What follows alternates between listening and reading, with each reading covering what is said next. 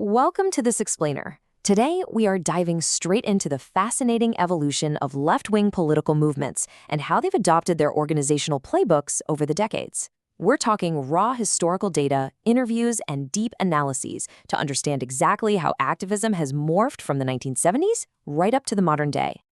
So let's start with a really foundational question. How do movements actually turn all that high-level theory into boots-on-the-ground action? We're not just going to sit here and list off dates and names. We want to look at the raw dynamic between the grand ideas in an activist head and the physical reality on the streets. How exactly does a philosophical concept become a sprawling protest camp or a hyper-focused political campaign?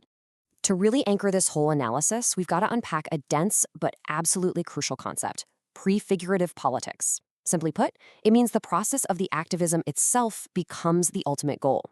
You don't wait around for the revolution to happen. You literally live the egalitarian society you want right now in the very way you protest.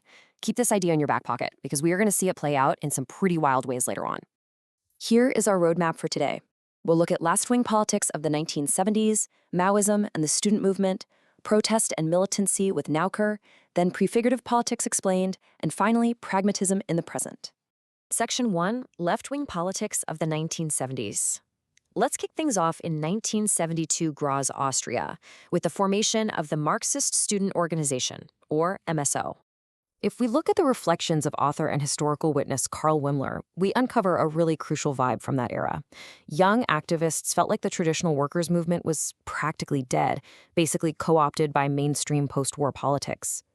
The theoretical fire of previous decades had turned into almost secret knowledge, meaning these students essentially had to build their playbook entirely from scratch. Moving to Section 2, Maoism and the Student Movement.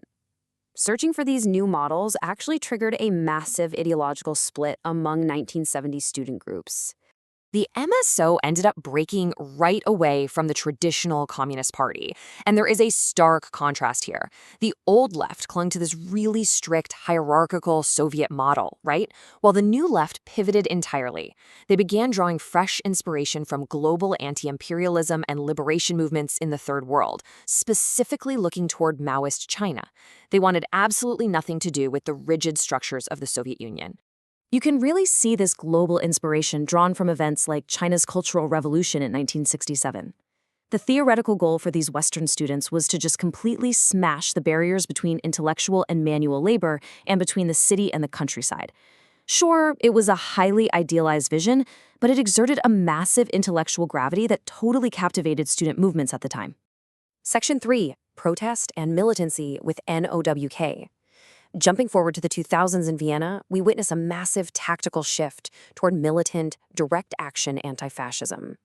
If we track the Now-KR Alliance from its founding in 2008 through some really intense escalations all the way to its dissolution in 2015, we are looking at a movement that actively sought out raw, unvarnished conflict on the streets. Their primary target?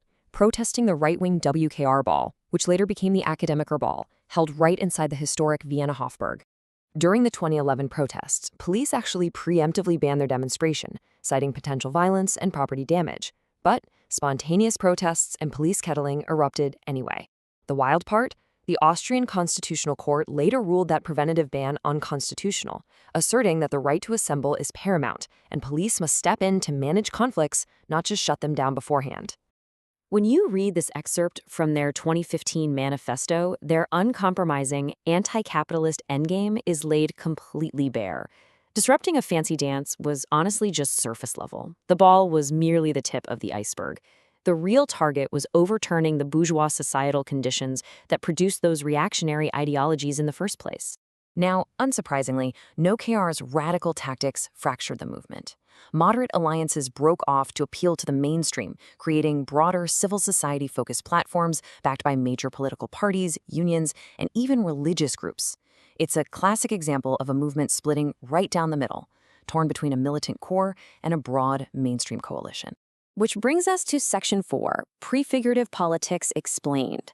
Let's cross the Atlantic to the year 2011 and see how this intense desire for horizontal, direct action morphed into the philosophy of 21st century protests.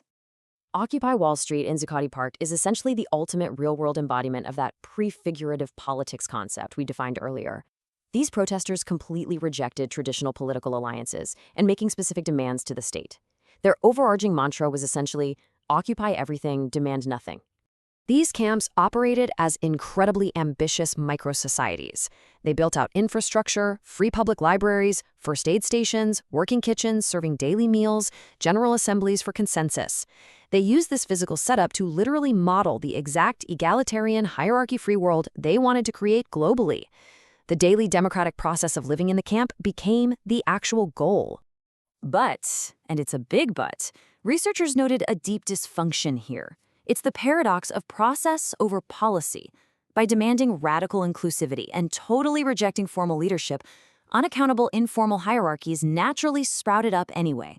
The absolute obsession with consensus led straight into ideological gridlock, making it incredibly hard to pass any real actionable resolutions. Finally, Section 5, Pragmatism in the Present.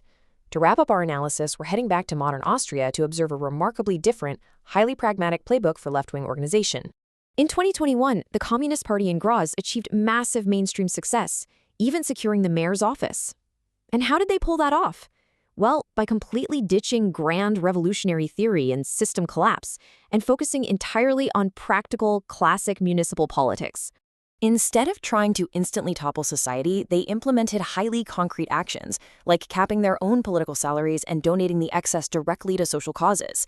It just proves how scandal-free everyday action can completely bypass those ideological purity tests to build immense, undeniable local trust. So, does prioritizing radical processes over concrete policies inherently limit a movement's ability to effect a lasting societal change? We want to leave you with this final, provocative thought. How do modern movements find the balance? On one side, you have the theoretical purity and radical processes of Occupy or now KR.